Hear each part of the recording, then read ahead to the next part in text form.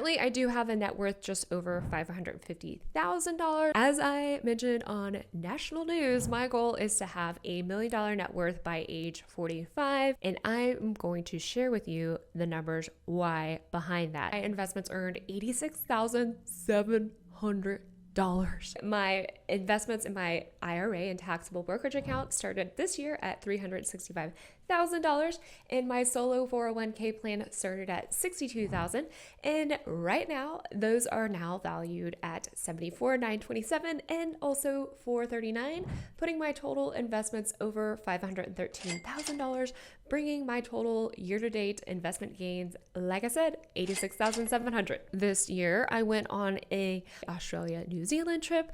I did actually sell my RV and fully furnish my brand new apartment, spending, drumroll please, year-to-date just around $30,000.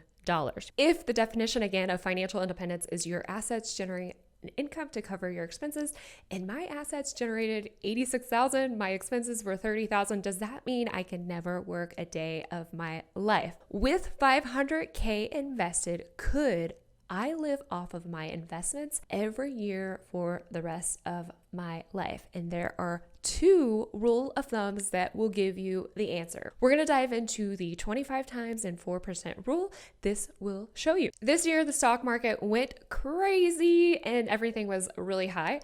But in terms of, is that sustainable for the rest of my life?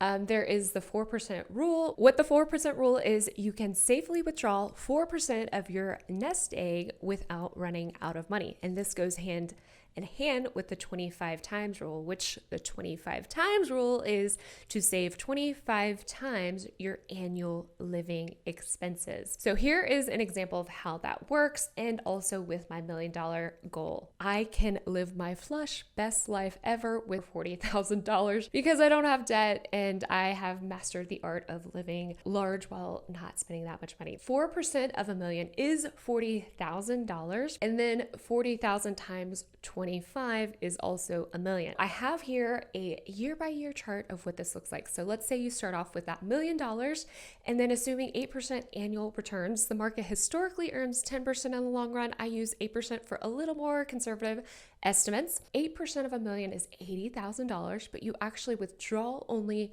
$40,000. So the year end is $1,040,000. The next year, $1,040,000 compounds 8%, and then you withdraw 4% of that, which is inflation adjusted. Year by year, even though you're withdrawing money, your nest egg actually continues to grow.